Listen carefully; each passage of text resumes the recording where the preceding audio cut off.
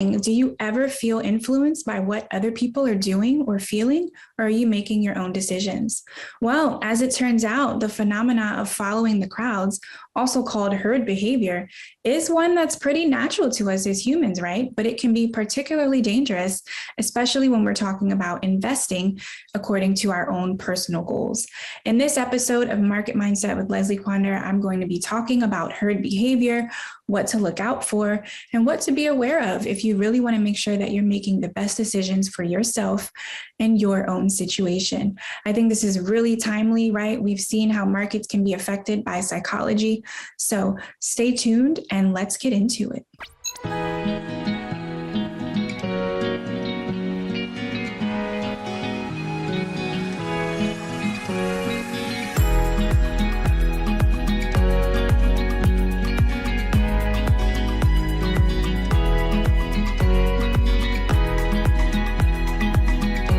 So welcome to this episode of Market Mindset with Leslie Quander. I am Leslie Quander, and I'm just going to hop into this topic today, which is herd behavior, and also called herd instinct. And as we get into this, I just kind of want you to think about, if you don't mind, as you watch, whether you've ever been susceptible to following the crowd, right? Especially when it comes to investing. And I would guess that as a human being on this planet, you may have actually done this, right? It's a natural instinct for us. So let's back up just a little bit.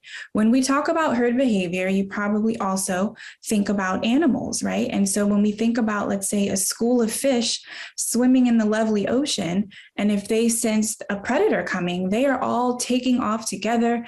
They are not having little conferences about what to do. Like, they're gone, right? They move together, sometimes so closely that they look like one big swarm. There is no individualism there. Similarly, in the animal kingdom, if you've ever, heard of or seen gazelles having their lovely time out and they see a lion coming, like, they are out of there. Again, no conferences, no discussions, like, they move together, they see a threat.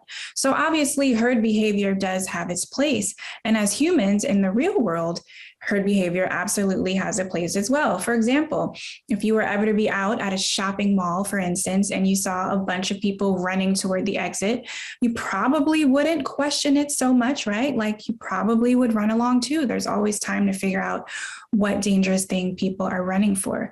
But when it comes to investing, when we are following people without, and this is key, without having any of our own introspection or any of our own thought behind it, that actually can be very dangerous. And we can see how that actually can lead to things like panic buying, panic selling.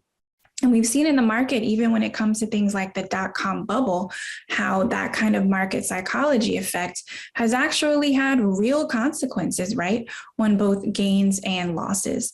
So when we talk about herd mentality, I just want you to keep in mind that it can actually be a very safe thing in certain situations, but it's not appropriate for all situations. And so, all right, we're getting into this conversation. If you've ever been an investor, for example, and you've seen a bunch of people buying a particular currency and you start to feel, oh my gosh, maybe I should buy this too. That's an example of herd behavior. If you go ahead and buy it and you don't weigh the benefits and the risks, you don't look into the team, you don't look into your own goals, that's an example, right? It can be very simple and yet very insidious, and it can happen very often. Similarly, if you are investing and you see a bunch of people start to sell and you decide, I'm going to sell, and you don't take into account any of your own personal goals, anything happening out in the world, right? You don't do your own analysis, you just sell immediately. That's another example of herd behavior. So you can see how this can be dangerous. And I will throw in some research here. Research finds that when we have our own beliefs and we're around other people who share those beliefs, our beliefs actually can become strengthened. Now, that's a wonderful thing if you and everyone else that you're listening to is correct. But if you're not, if you're not right, you can see how this can be problematic. You can see how this can be problematic if you're following people who are just reacting, let's say, purely on emotion, purely panicking, and you yourself have set some long-term goals and you shove those aside to follow these people. You can see how that would be a problem. So at this point, just take a little pause and think about maybe the kind of investing you've done. Look, it's a natural instinct to follow the crowd. Again, as humans, we are very social creatures, right? We crave connection. We love it. Why do you think there are so many, rom-coms out there? There are so many dating experts whose literal job it is to get people to fall in love and meet each other. Like, as humans, we crave connection. But if we're going after this connection at the expense of our own goals, again, that's when things can get problematic. And I will say at this point, if you're newer into crypto and you haven't really understood, all the way yet how to do your own research, it might be helpful for you, right, to follow the crowd in some cases. So you can avoid, certain big events that we can all see coming. It might be helpful for you, but I would still encourage you to do your own research, and I would still encourage you to at least understand your goals. Because, for example, if you are a long-term investor, if you've decided, okay, I'm holding this Bitcoin for the next 10 years, and you see, let's say, traders over here getting out of the market because of a catastrophic event or because of a big sell-off, well, if you get out of the market too, that might not be the best decision for you because your goals are long-term. So why would you follow people who have different goals, right? This is why I think, again, it's really important to be aware of our own goals, right? We are not gazelles out in the middle of nowhere. We are humans with rent, with mortgages, with families, with children, with responsibilities. And so we can't always just throw caution to the wind, especially not with finances, right? Like, our finances are very, very important.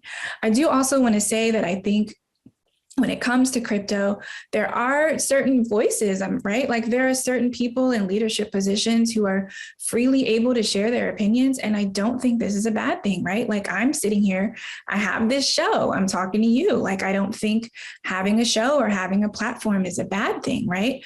But I think that what is important is that you also think about who you're listening to, and you think about, okay, what are their goals? And you really understand that. And again, it always comes back to you. It always comes back to your goals, because at the end of the day, like, your money is your money and their money is their money. And you have no idea necessarily at the end of the day what someone else's goals might be. So you always have to kind of decide, okay, do I have an exit strategy? Do I understand this team around this token that I'm getting into? Do I have a plan for this? Do I understand how the tokenomics work, right? Like, these are all things that you want to understand before making a panic move. And I will say also about panic when it comes to herd mentality, a key part of that is you're following the crowd without what? Without logical consideration for yourself. So if you find yourself kind of susceptible to panic buying and panic selling, one way to fight that is to literally just take a pause, right? Just take a pause. Instead of making an immediate decision that you can't undo, if you see a market crash happening, or if you see people all of a sudden buying up this token when it's hit its all-time high, instead of immediately pushing the buy button, just maybe, and this is not financial advice, just something to think about, just maybe take a pause before you do something and understand why you're doing it, right? Just make sure that you're not doing it because you see other people doing something similar. And again, we're humans. This is something that we have to actually take control of, because we have fear, we have panic. Similarly, we have euphoria, right? Herd mentality can also happen when the markets are euphoric. If you're surrounded by people who are telling you this is never going to stop, this is always going to go up, and you follow them without, any regard to what past market cycles have taught us, without any regard to, let's say, world events, you are also participating in herd behavior, and that might not necessarily work out so great for you when other things happen. So I will say too, in this discussion, as we start to wind things down, don't be afraid to entertain contrarian viewpoints, right? Don't be afraid to be the contrarian, because the fact is, as a human being, we are drawn again to comfort, to safety. We like connection, and it can actually be physically painful or just painful, psychologically, to disagree. And so you might want to train yourself to get comfortable with that discomfort, right? Train yourself to not react just because everyone else is. Train yourself to allow yourself, like, you know what, I'm going to take some time and disagree disagree, to do my own research. Train yourself to push through that pain of being different. Because like I said, if you're right and all the voices are right, wonderful. But if you're following people who maybe you shouldn't be following, or if at least you haven't allowed yourself the room to explore, because I personally think, and this is me as a writer, right? Like I'm trained to talk to people on both sides. So if you haven't entertained both sides, what are you doing at the end of the day, right? And I actually think entertaining both sides can make your final decision stronger. Entertaining both sides can help you even further understand why you are making a particular move. And at that point, you've gathered more evidence, and that is actually helpful. So in conclusion, as we wrap up this topic, I would just encourage you to think about the fact that herd behavior in investing does exist. We've seen the market is very, very susceptible to market psychology. We've seen that fear and greed index. We've seen, for example, how sell-offs can happen just based on people panicking, right? And you've even seen with the .com bubble, we've seen how prices can inflate based on really nothing but excitement. And you've seen how that has ended sometimes also. So just really be aware of herd behavior. Really ask yourself what kind of investor you are. And if you ever feel yourself going along with the herd, I would just encourage you to pause, to think, to consider your own objectives, right?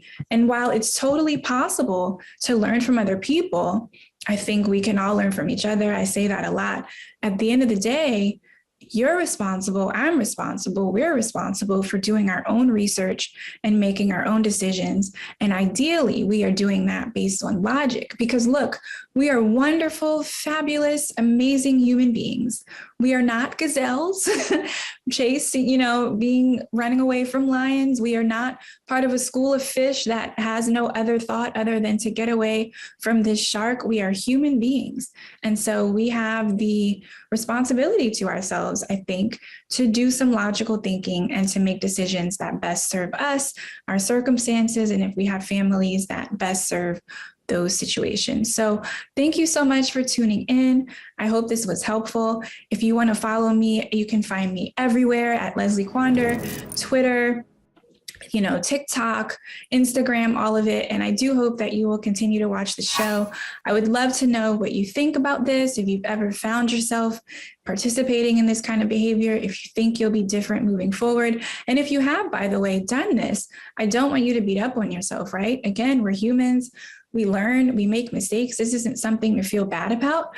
I think it's just important to be aware that this can happen to us as human beings and to kind of course correct as we can. So thank you so much for tuning in. I will talk to you soon, and bye for now.